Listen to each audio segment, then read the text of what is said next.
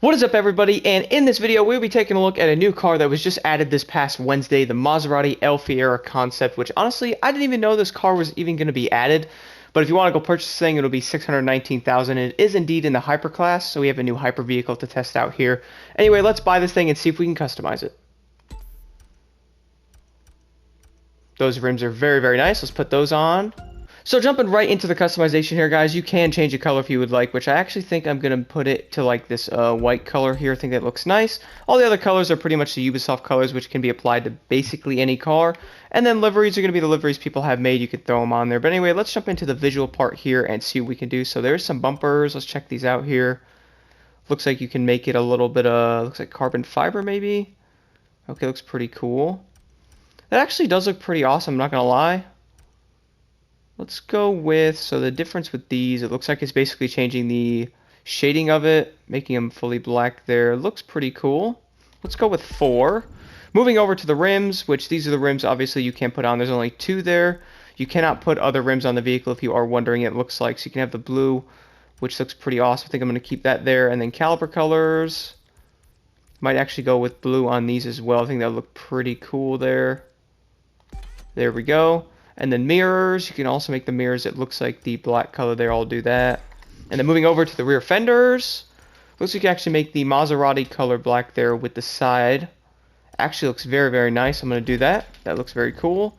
And then the rear bumpers here, let's check these out. Because it looks like of the exhaust change there. And that's pretty much all it looks like. I might just leave that as it is actually. I don't think we're thinking I need to change a bumper there. Moving over to the actual interior color here. So it is the white color currently there. Now if we made it gray. Oh, that looks freaking awesome. Wow.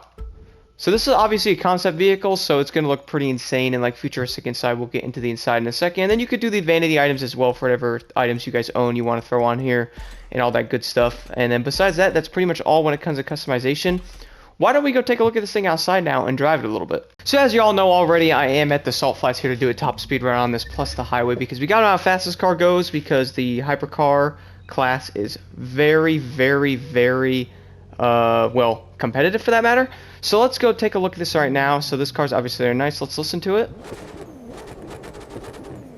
Thing sounds awesome as well. Let's take a look at the interior.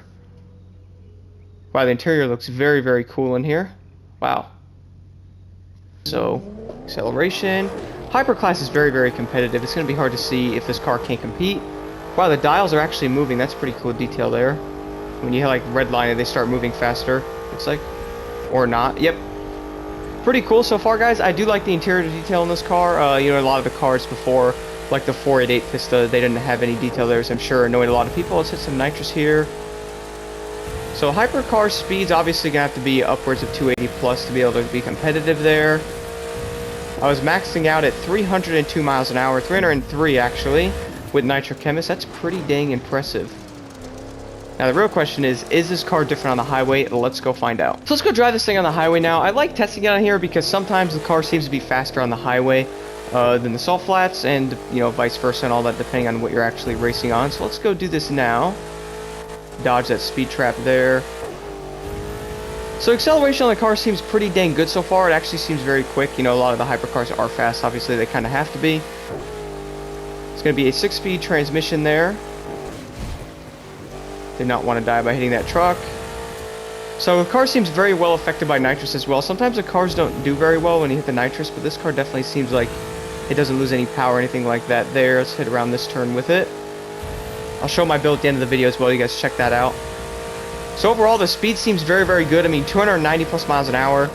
So 302 there. That's actually insane.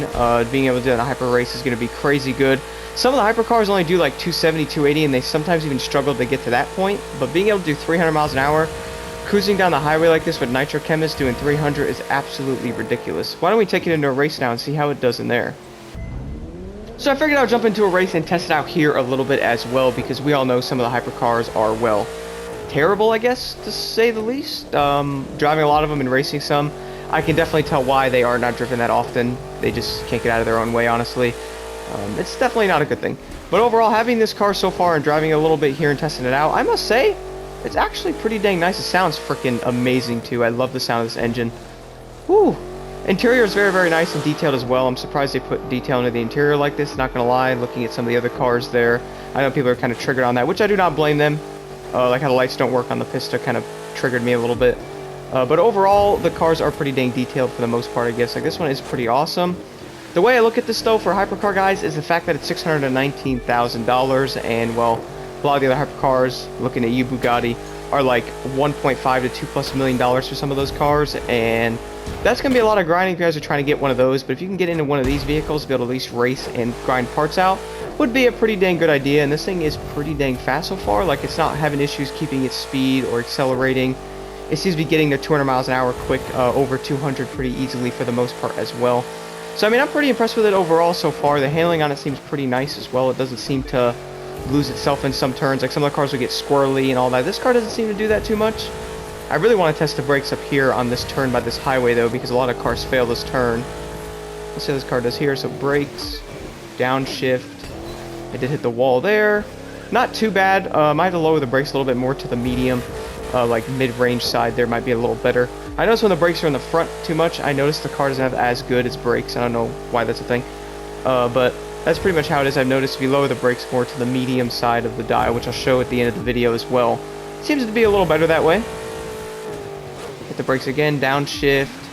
So yeah, the brakes definitely are not that great, I've been noticing on this car. Anybody driven the Koenigsegg 1, you'll know that car's brakes are absolutely ridiculous. I think that car has the best brakes in the game, to be honest. Like, you barely touch the freaking L2 button there, and that car is just stopping on a dime. It's absolutely incredible. But overall, I must say the speed of this car is pretty dang good, and for $600,000, might be a good car to invest in if you guys are looking to grind car parts and stuff like that, and looking to jump up walls and stuff as well. Would be a great way to start. That was completely my fault there. Overall, this car looks very nice. I'm not sure many people wanted the Maserati, but I didn't even know this car was even being added, so it's pretty cool to see into the game.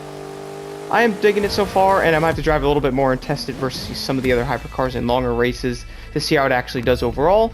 But overall, guys, I have to say the car is pretty awesome. Looks-wise, it's pretty cool. It's got a decent amount of customization for a hypercar.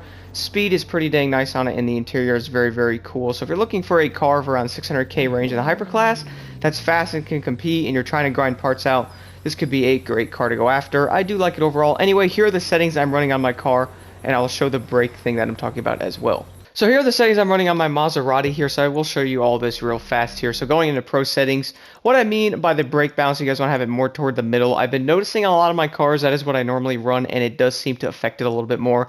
Not gonna lie though, sometimes lowering it doesn't affect the car that much, because sometimes the car's brakes honestly just are terrible. So no matter what you do to them, it's not gonna really matter too much. But here are the settings I'm running on my car. You guys will notice that the settings I'm running on this are very, very, well, probably seen before in a lot of my other videos, because these settings seem to work on a lot of vehicles. Anyway, test this out. Let me know your thoughts on the new Maserati, because this car is pretty awesome. Thank you all so much for watching.